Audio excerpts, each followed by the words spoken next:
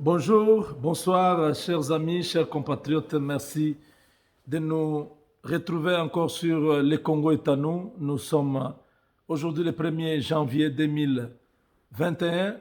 C'est une grâce particulière que nous avons reçue de Dieu. Beaucoup de gens sont morts pendant l'année passée. Beaucoup de gens sont indisponibles en ce moment. Ils sont à l'hôpital ou en prison. Mais toi et moi, nous avons la chance d'être là. Nous ne pouvons que dire merci à ce grand Dieu qui a permis que nous soyons là.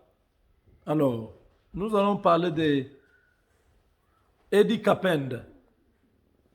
Eddie Kapende, c'est le prisonnier de Joseph Kabila qui venait d'être libéré par Félix Tshisekedi. Après 20 ans, on dit 19 ans, un jour, si la grâce a été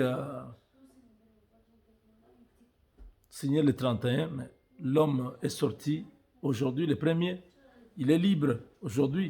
Vous voyez, c'est 20 ans, jour pour jour, depuis 2001.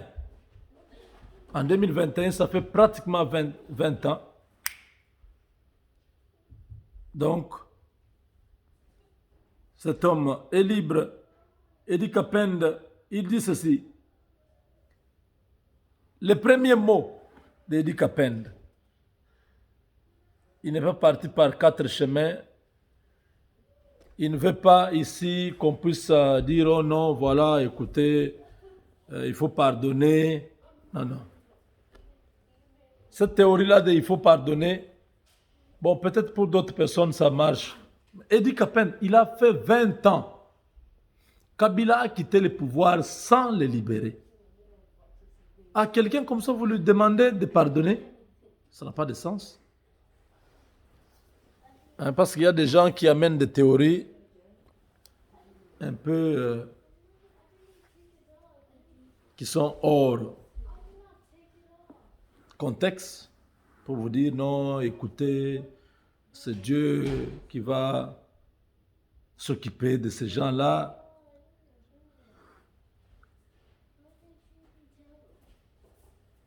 Il faut pardonner. Eddie Kapende nous dit, je rappelle à tous ceux qui nous suivent une brève historique.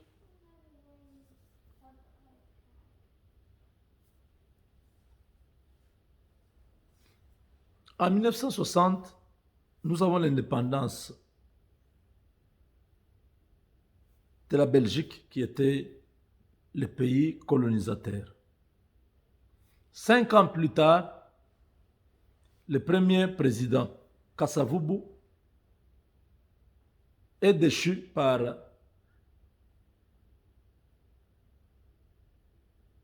Mobutu Sese Seko Kukumbwendu Wazabanga, qui était dans l'armée, qui était le chef d'état-major général de l'armée, qui prendra le pouvoir en 1965. Mobutu va durer 32 ans, de 65 à 1997. Mobutu n'a pas compris que la politique est dynamique. Il y a des choses qui changent, il y a des paramètres qui entrent en jeu qu'il faut prendre en considération. Mobutu a continué à gérer le pays avec ses frères de sa tribu jusqu'en 1997, quand le Rwanda de Paul Kagame va attaquer la RDC, à l'époque appelée Zaïre. Au bout de 6 mois, donc 6 à 9 mois, le pays était totalement conquis. Mobutu a fui, il a laissé le pouvoir. Les Rwandais ont préféré placer un Congolais d'origine comme une étiquette pour justifier cette guerre-là. Parce que si c'était des Rwandais qui portaient la guerre, tout le monde allait dire non, non, non, non, non. C'est une agression. Ils ont placé Laurent Désiré Kabila à la tête de cette rébellion comme porte-parole avec d'autres Wamba Diawamba. Il y avait beaucoup, les Lundo Bululu, il y avait beaucoup de gens. Non, Wamba Diawamba, ça c'est la deuxième vague. La première vague, c'était avec les Kissa Sengandu,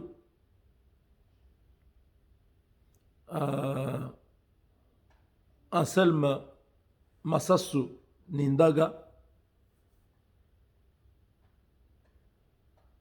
Laurent Désiré Kabila, Deogracia Bouguera et Bizimakara.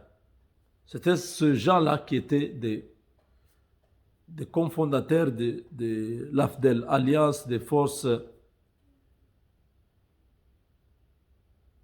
libération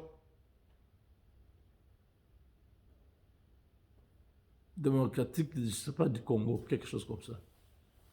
Alors, le Rwanda soutient ces groupes-là, ils viennent et prennent le pouvoir. Mouzé devient président de la République. Au bout de 4 ans, parce que les Rwandais avaient leur plan, c'était de conquérir le Congo, c'était de récupérer le pouvoir du Congo. Alors il fallait placer quelqu'un momentanément, le temps qu'on puisse le dégager et récupérer le tout. C'est ce qui a été fait. Ils ont tué Abiyarimana. Ils ont abattu son avion, il est mort. Ils ont récupéré le pouvoir au Rwanda. La suite, ils ont pris le pouvoir à Kinshasa. Et 4 ans plus tard, Mouzé a été assassiné. Mouzé est assassiné pendant que Edi Kapend est aide du camp du chef de l'État. Pour ceux qui ne connaissent pas Edi Kapend, voilà une de ses photos. C'est cet homme que vous voyez, qu'on appelle Edi Kapend, l'aide du camp, comme le chef d'état-major de la garde présidentielle. C'est cet homme ici, un Karund. Il est Katangé d'origine, de la tribu Karund. Parce que la maman de Mouzé était Karund. Son père était Moulbakat. Donc c'était quelqu'un de confiance qui tenait sa sécurité rapprochée. Il était le chef de tous les militaires attachés au président Laurent Désiré Kabila. Mais Mouzé a été assassiné un certain 15 janvier 2001.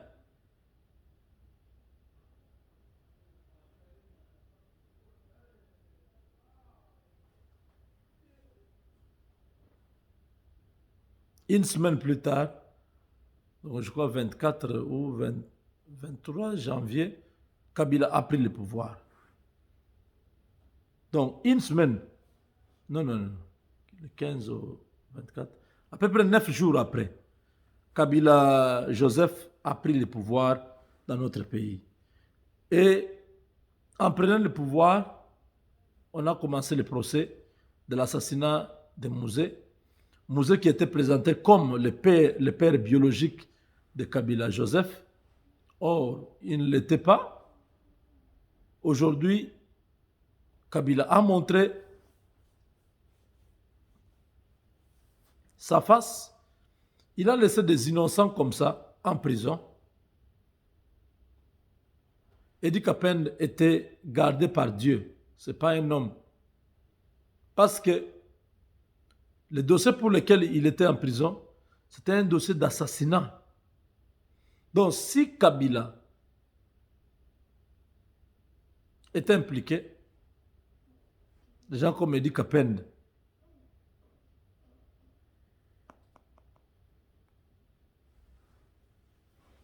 il fallait en finir avec depuis longtemps, mais je ne sais pas comment il n'a pas pu se rendre compte de ça. Il a laissé ce monsieur en prison. Edi Kapend aujourd'hui nous dit ceci. Je vais me venger des personnes qui ont tué Mouzé et qui m'ont attribué cette responsabilité. Donc, chaque personne se prépare parce que Edi Kapend va prendre les armes pour se venger. Edi Kapend remercie Félix Tshisekedi, le président de la République démocratique du Congo, pour sa libération de la prison et promet de se présenter devant la presse congolaise. Félix Tshisekedi a signé hier une ordonnance en faveur de Edi Kapend. Il a été gracié. Voilà pourquoi l'homme est en train de remercier le chef de l'État et il promet de pouvoir parler à la presse très, très bientôt. Il remercie sincèrement le président de la République, Félix Tshisekedi, pensé et d'avoir cru en moi, en mon innocence, en me donnant cette liberté de la prison. Mais je promets de tenir une conférence de presse de vérité dans les prochaines heures. Je vais me venger des personnes qui ont tué Mzé, mais m'ont attribué cette responsabilité. Ça chauffe déjà. Donc, Edi Kapend va parler très bientôt. Nous attendons des images. Nous avons, à un moment donné, parlé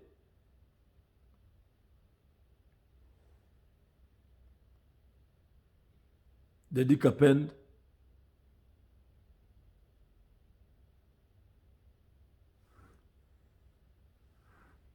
Nous avions des contacts,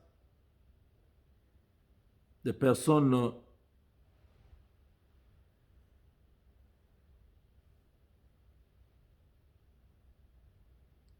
qui étaient avec lui. Je ne sais pas si Edi Kapend a changé le numéro.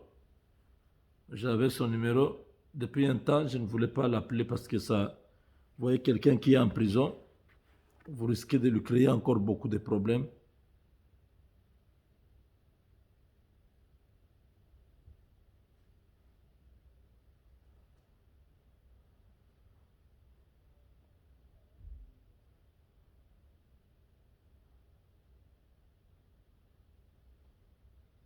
Donc,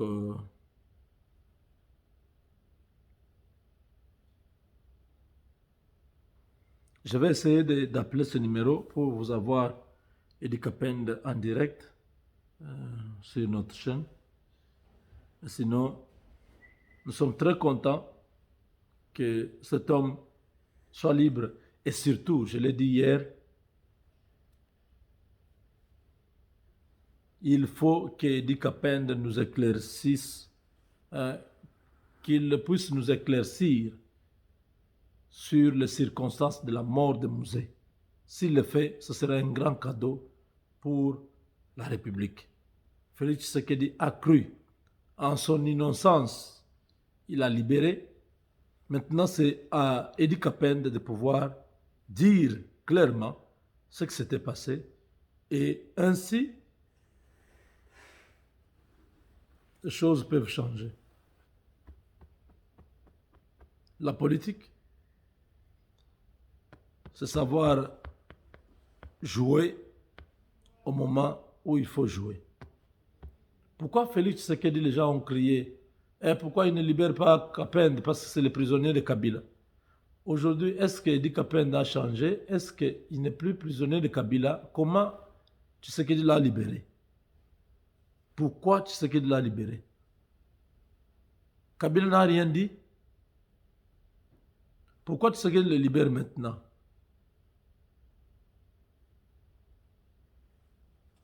Vous le saurez très bientôt. C'est pourquoi il a été en prison. Ce n'était pas pour Félix. Il pouvait sortir avec les autres, mais il a attendu. Ce moment est critique parce que le Rwanda a déjà commencé à attaquer la RDC. Et nous avons dénoncé ici. faut que les relations avec ces pays puissent s'arrêter. Nous ne voulons plus de la relation avec le gouvernement rwandais. Jamais. Donc, si Edi Kapend est libre,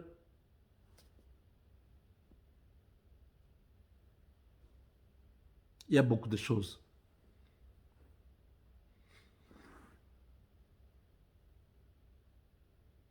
Il y a beaucoup de choses. Nous serons surpris d'apprendre que Kagame était dedans. Bon, pas surpris, hein, mais nous serons beaucoup édifiés de savoir que les plans, Kagame était dedans, Kabila était dedans, tous ces gens-là étaient dedans, ils ont tué un président en exercice. C'est à ce moment-là que le tribunal militaire va s'occuper de Kabila et ça sera très compliqué. Avant que le tribunal pénal international arrive, Kabila risque de faire la prison déjà avec le témoignage d'Edi Kapend. 20 ans passés en prison, il faut qu'il puisse crever l'abcès. Chers amis, vous habitez le Canada et les États-Unis, vous avez besoin d'un avocat, vous voulez un avocat, contactez-moi. Mon numéro c'est le 972 891 0976. Je répète, mon numéro c'est le 972 891 0976. Merci. La taxe a commencé. Même l'argent que le gouvernement américain donne aux ménages, certains ont déjà commencé à recevoir cet argent-là. Et c'est une très bonne opportunité. Tous ceux qui habitent les États-Unis, vous avez l'opportunité d'avoir l'argent gratuit. Nous avons eu ça l'année passée. C'était quel mois? Mois d'avril, mai? Bon, quelque part là-bas. Mais nous attendons, nous allons avoir encore cet argent-là. Beaucoup ont déjà reçu.